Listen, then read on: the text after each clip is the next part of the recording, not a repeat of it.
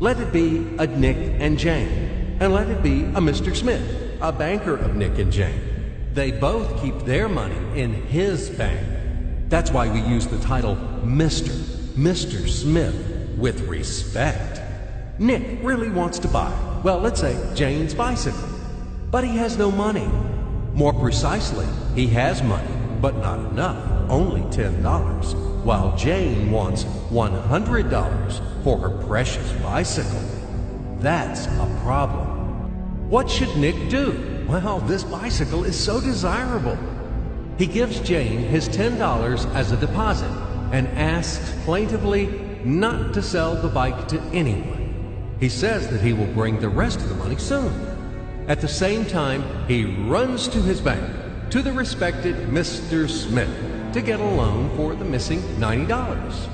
As ill luck, Mr. Smith has no money at this moment, but he knows perfectly about $10, which Nick gave to Jane. And where will Jane bring his money to? That's right. She will put these $10 in her lovely bank to the same Mr. Smith. Therefore, Mr. Smith asks Nick to come back tomorrow in the hope that tomorrow he will get these $10. And everything happens this way.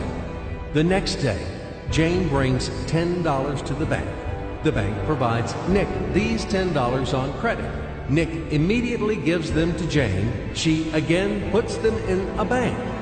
The bank again provides Nick these $10 on credit, etc. As long as Nick the fool will gather enough money for the bicycle. Don't you get confused yet? Be patient, I told you. These demons have been trying to confuse you during 1,000 years. These damn economists and financiers. But anyway, we will figure everything out. So what do we have in the end? Nick finally got the bike from Jane. Wow! But at the same time, Nick owes $90 to the bank, Mr. Smith. And the bank, in its turn, owes $100 to Jane. In other words, those $10, which existed initially, have magically turned into $200, $190 of debts plus real $10.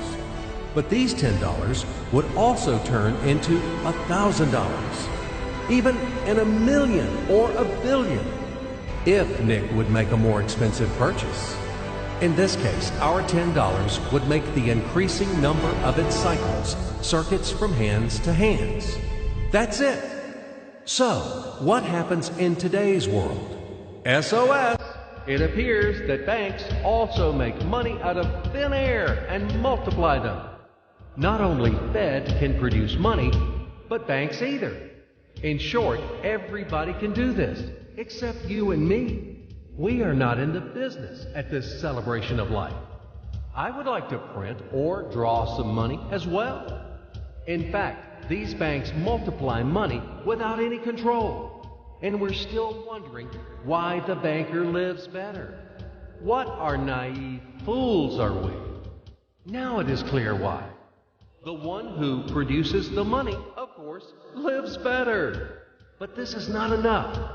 From this moment, poor Nick will never be able to repay his debts owed to the bank, no matter how hard he would work.